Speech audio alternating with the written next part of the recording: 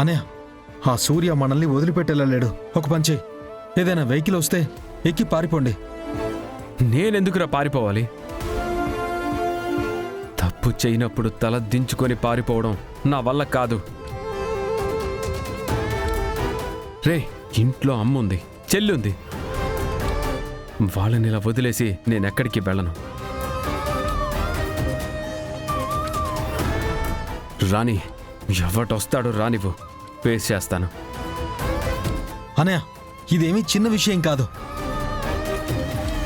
ఇదొక పెద్ద కుట్ర. వచ్చింది సూర్య అంటేనే అర్థం చేసుకోవాలన్నయ్య. వాళ్ళు ముందే ప్లాన్ చేసుకునే వచ్చారు. బావా, నిజమే బావా.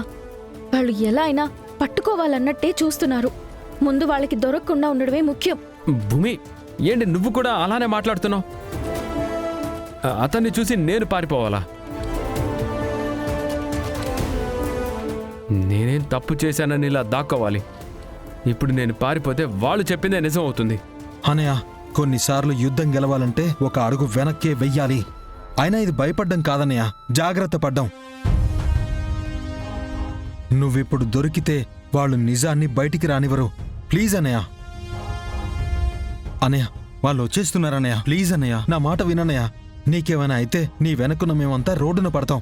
అరే, ఇలా దొంగలా తిరగడం నాకు అస్సలు ఇష్టం లేదురా. బావా, ఇది పారిపోవడం కాదు, మన ప్రేమని, మన నిజాయితీని కాపాడుకోవడం.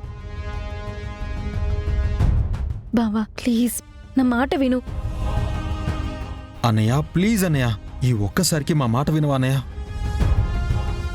ఇదిగో, కానీ ఎక్కువ రోజులు కాదు. నిజాన్ని బయటికి తీసుకొచ్చి నేనే వచ్చి వాళ్ళని ఎదిరించి నిలబడతాను. ఖచ్చితంగా వస్తుందన్నయ్య, అన్నీ బయటికి వస్తాయి. హ?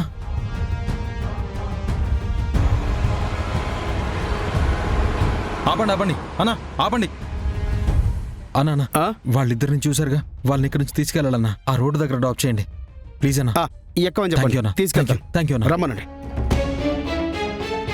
అన్నయ్య, ఇది నా దగ్గర ఉన్న కొత్త ఫోన్, దగ్గర పెట్టుకోనయ్య. పొగళ్ళు పెట్టు. సిమ్ కూడా కొత్తదే. అన్నయ్య, నేనే మీతో టచ్లో ఉంటాను. మీరు ఎక్కడికి వెళ్ళినా నాకు మాత్రమే కాల్ చేయండి. అరే చెర్రి, అమ్మ చెల్లి జాగ్రత్తరా. సరే అన్నయ్య, మీరిద్దరూ జాగ్రత్త. చెర్రీ, నువ్వు జాగ్రత్తగా ఇంటికి వెళ్ళు. నువ్వేం కంగారు పడద్దు భూమి, అన్నీ సర్దుకుంటాయి కదా. మీరు తొందరగా బయలుదేరండి. వాళ్ళు వచ్చేస్తున్నారు. బయలుదేరండి, వెళ్ళండి.